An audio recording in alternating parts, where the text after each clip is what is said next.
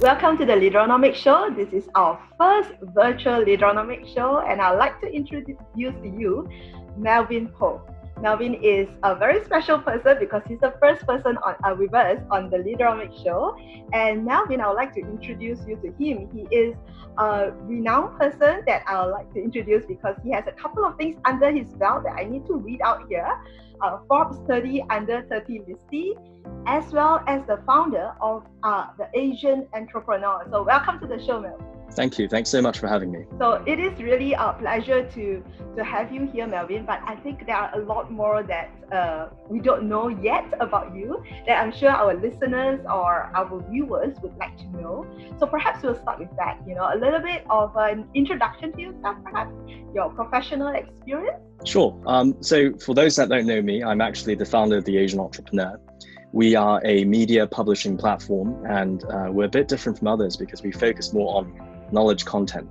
Now, the area of focus for us is really business in Asia, entrepreneurship in Asia, hence the name The Asian Entrepreneur. And perhaps for other people who don't know, what makes us quite different is that unlike most media companies, we are actually a crowdsourced publishing platform where most of our writers, 90% of them, ranging to up to 1,200 writers right now, they write for us for free. So we work with writers all around the world. And our mission is really to capture the collective business knowledge of Asia and have it all hosted on this platform. And everyone has a free right to access it, and everyone has the freedom as well to participate in this ongoing knowledge project that we have. And to date, we have published up to close to 1 million articles now as of 2020 over the 7 years of operation. So I believe on the internet, we really are the largest content repository for entrepreneurship in Asia. Thank you for doing that, because I think the wealth of knowledge and sharing, that is very much needed, especially during these times, as we are all now under MCO, restricted movement order, lockdown was an earlier word, where all of us are, I think, looking for knowledge, and sharing and wisdom, to guide us through the season. But I'm also curious, given your experience in this, right? How much is it that we can learn from others, like what you're saying, from all these different contributors that you have, versus what kind of experiences or mistakes that entrepreneurs need to, personally experience it versus listening from others? Do you have a point of view on that? Oh yeah, certainly. I think that's a fantastic point. And it sort of reflects how I started this entire thing. So directly reflecting it, at the time I was a university student, and but I was, I suppose, a daring one because I've always had a passion in business, although I was studying law at the time. Yes, and then one holiday, what I decided to do was I decided, because a friend had offered this business opportunity, this grand idea, and we always think it works. So he told me to join him, and we decided to try and start a logistics business in Hong Kong. I invested most of my savings in that, actually. How does law and logistics come together? I don't know. I suppose I got bored of the legal books, but and I suppose moving things sounded more interesting compared to all the books behind me. But with that said, we decided to try it, and the sort of preparation I had, I knew nothing about Hong Kong to start with. So I bought as many books as I could. I visited as many websites as I could to try and understand logistics, to try and understand the market. Reputable sources like, for example, Nikkei Asia Review, The Economist, all these things, and try and get into the market that way. Ultimately, we failed. And the reason why we failed is not because I didn't understand the market enough from a macro level, is that I didn't understand the market enough from an experiential standpoint, from experience standpoint. What would have made a major difference is if I could actually talk to people, such as yourself, Caroline, who could tell me where she or he failed and what he learned. And this sort of micro level experiential knowledge, this practical insight, there was nowhere to find it. Certainly there were websites that interviewed some entrepreneurs, some websites like that, but there was really no concerted effort to try and capture the whole holistic experience of entrepreneurship in Asia. And that really was a knowledge gap that I saw, a practical knowledge gap. So to get back to the question, I think if I would have talked to some people who actually did the logistic business in Hong Kong for many years, and if I had a chance to sit down with them and they would give a legal student a chance to talk, then we would have avoided many of the fatal mistakes that we made. So in short, I think, yes, of course, experience is obviously the most amazing thing you can get in terms of trying to prevent future failures. But the beauty is that you can actually learn that from others if you have a chance to interact with them. So that really is what we're trying to do. We're trying to take the experiences, the raw insights and experiences of people all throughout Asia from all sorts of background, put it onto this platform, curate it, and give people a chance to learn more about it. I really like what you said about it's possible to contextualize the learning, especially if it is an Asian perspective, because I think there are differences, that we need to be aware of, right? So, yes. Yeah, and with that, right? Maybe the next question that pops up is, what is it that yourself, perhaps, having gone through that, do you feel like in today's situation, because it's kind of like a crisis mode and something different, and contextualizing all these experiences may or may not apply in a crisis situation like this. How does that play out? Would you have any views? Yes, so certainly. So if we're talking about a general business environment, obviously there's a lot of stuff on that. We have a lot of people who've actually shared. Yeah. But in terms of this crisis, it's such a novel thing. So the sort of content that we are now producing, that people are finding relevant, is really from people who are directly experiencing right now. But not only that, not only entrepreneurs themselves, but even leading economists write for us, leading business commentators. So of course, it's arguable whether that will guarantee business success or business survival in such a context. Yeah. But certainly what it does is it can help you put things in better perspective. Because at the end of the day, being an entrepreneur, being a founder, being a business owner, you are really in the decision-making chair. And what you can really do is try and arm yourself with as much understanding as you can before you make a decision. But certainly having all these writers currently write about it, I think a lot of people are finding it quite relevant because we have seen tremendous growth in our traffic just over the past few months. Levels we were never really at the year before. So I think there's really certainly something there. And I think people are looking for advice because every single day we're getting emails from readers just asking what they should do. Yeah. So I think certainly there really is a very pertinent need for knowledge sharing now more than ever. It's sort of like this. I think right now, navigating this crisis, a lot of us were homebound and home locked. We can't really do anything. But imagine if we could all share together what we're doing and what we're learning from it. This collective sharing, I think that can help move us forward collectively. And that's what we're doing now. And does that mean that in terms of businesses, because like you said, it's a tough, unprecedented times, right?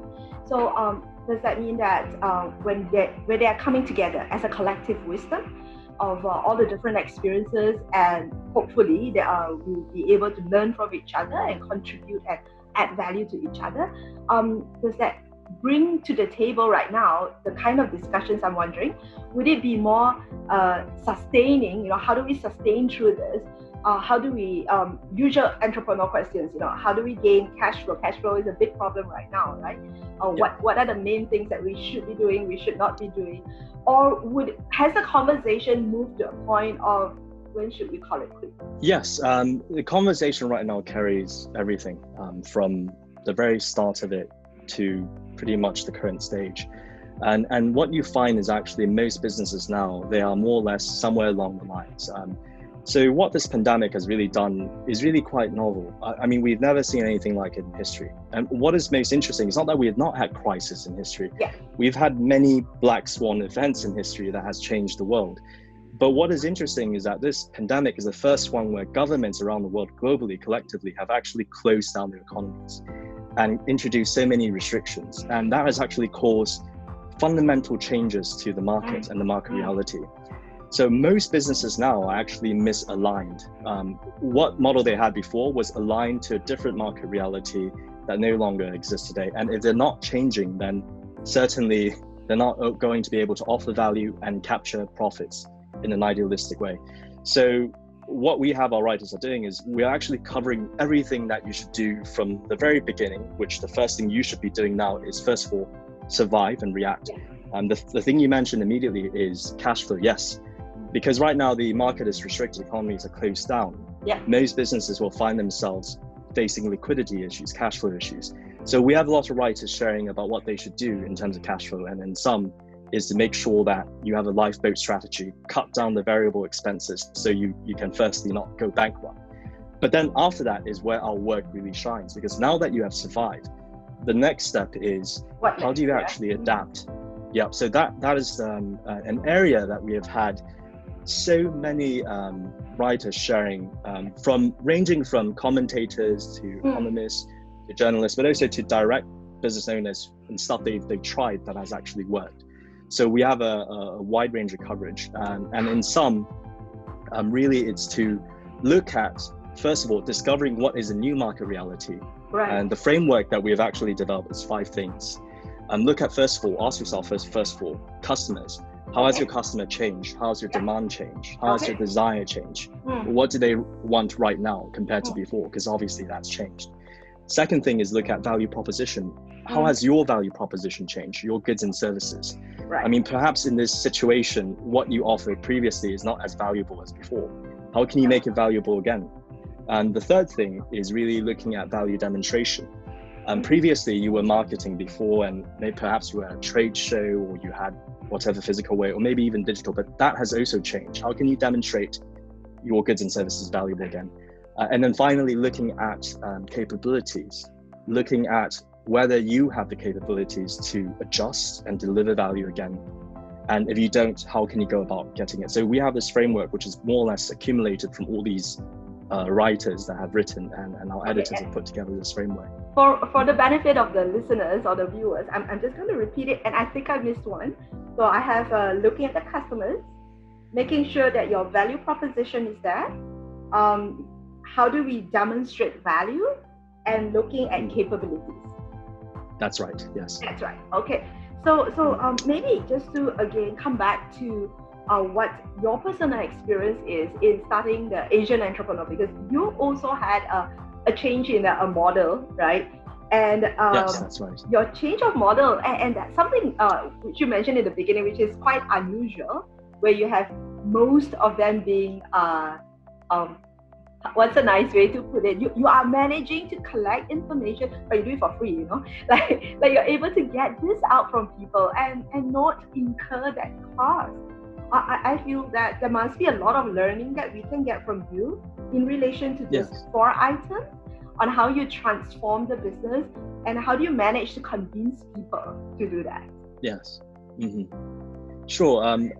Let me perhaps go into details of how the entire thing happened. So after my initial failure, I realized that there was a knowledge gap. And as I tell you my experience, I'll share some little things I've learned. But in the beginning, I knew I wanted to do something about it because I knew there was a real need. There must be so many other people like myself that have failed for the exact same reasons. And as you mentioned earlier in the show, Asia is such a vast region. It's so different one area to another.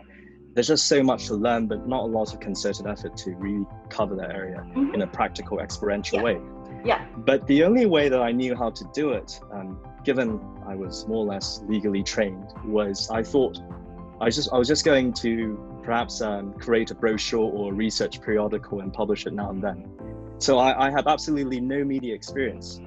So the first lesson that I learned was actually the importance of finding the right founding partners, the right partners and the right team.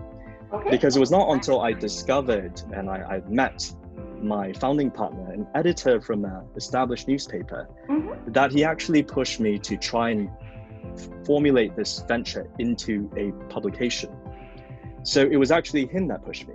And it was not until I met our financial officer that we get the investment necessary from sourcing and the right technology officer to go on to platform form. So throughout the entire journey, all these milestones, there were great people behind it. I would not be where I am here today without them. I think the media has this romanticism about this lone entrepreneur. They cover the key founder and they try and formulate him into some sort of tell a story of him being some sort of a genius or prodigy. But in reality, it's really about finding the right team. It would be quite foolish to do things by yourself. You have to find the right partner. So that was one thing I learned. So the next thing was when we established the magazine, we started in the US, by the way, and we established the magazine. It started to do well after a while. So we became profitable after two and a half years. And we established a key... Is that considered fast for that industry, Melvin? We had a very, very good editor, yes. And he had a lot of experience. I was thinking 2.5 years is... Yes. And so we were profitable. We had key distribution throughout the East Coast of the United States and key distribution and advertising revenue.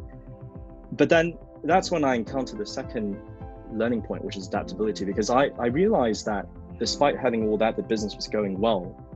I wasn't really happy with the pace that it was going in terms of achieving my objective of really covering the knowledge gap on a global level.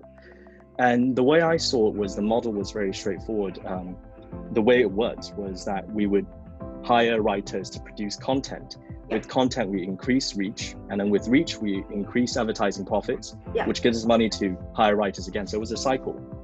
Now, this conventional media business model works, but it wasn't really effective in really reaching on a global level. And at the time, we started to see hints of what the internet could do. So that was when I realized that we had to try something different, that although the model was going well, it was comfortable, perhaps it was time to change. And I'm glad I did, because not long after that, when we decided to shift digital and revolutionize our model, the print industry actually started to decline. Yeah. So that was a very important lesson, because then I realized that adaptability is very important. It's for an entrepreneur, you have to be an agile person. You can't just be settling on your laurels and be comfortable. You have to always critically consider what's going to happen next and be agile to actually pivot and do the changes. So that's when we decided to move digital. And then digital-wise, we have a totally different model, more or less inspired by Wikipedia, actually. So a lot of things we overcame. We realized that with the internet, there was no limit in reach because no more physical limits. We realized with the internet, we can also invite collaboration with more people. And then the question of how do we get people to work for us for free, I think comes with understanding or empathy in terms of leadership. And what I mean is, if you're able to, first of all, understand the people you work with and make them understand you and what drives you, and if there's this mutual understanding and this mutual engagement, they're more likely to believe in you and commit to what you're doing. And that really was us, because our value is really clear and a lot of people were aligned to it. Of course, people gain something out of doing this as well. People have always wanted a platform to share their views and perhaps establish themselves in the industry. So we're really coming along and really tapping into this existing market reality that just no one really saw. And then ultimately we went as well free access, because in terms of accessibility, which was always the mission, to give people access to this global knowledge, accessibility was limited by a price tag. So we don't want any subscription, any paywalls, nothing like that. And I guess most controversially is that we have moved beyond a revenue model based on media. We don't even have advertising revenue. We don't have sponsored content because we feel that really advertising... Tough. How do you do that? Yes, because we feel advertising actually colludes content integrity. And there's a lot of studies on this, actually, research papers, but when you bring in commercial agendas into content production, you will have content that is not very, very, very valuable. And we've actually seen this. So previously, when we tried to go with sponsored content, if you look at the data behind the scenes, the content that actually commercialized, they tend to perform much worse compared to content that is not. And what that is saying to us, what the numbers saying to us, is that readers are not finding it as valuable. So we've actually cut off advertising entirely. And how we survive is that we've actually moved into other verticals beyond media.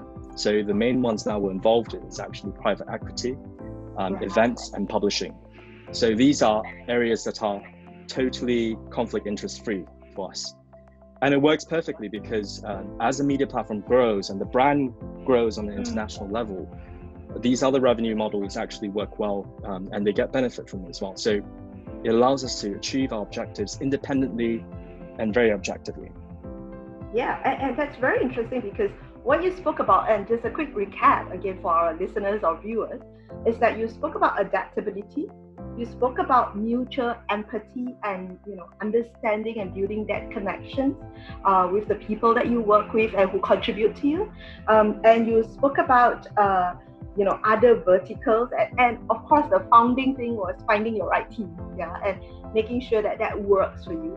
And that kind of ties with the 4 things that you spoke about earlier, which is understanding your customer, understanding your value proposition, and demonstration of that, as well as capabilities. It seems to all kind of tie together with what you were doing earlier and what you're saying is most important during these times as well, right? So the fundamentals have not shifted, have they? Yeah, so it ties together, and I think and the reason why it ties together, I guess, it's because it's a business truth, more or less. We really do have to realize these things and to be more coordinated in our efforts, I think, especially in building a business. Right. And for us, we're still learning, actually. The journey is not done. As much as it's great to talk about it, we're still learning, making a lot of mistakes and also learning. There's still a lot of challenges, certainly. Certainly, and thank you for sharing that and tying that together, because I think it's very good learning for all of us, whether we are entrepreneurs or we are maybe salaried employees or we are students who may aspire to be one in coming days.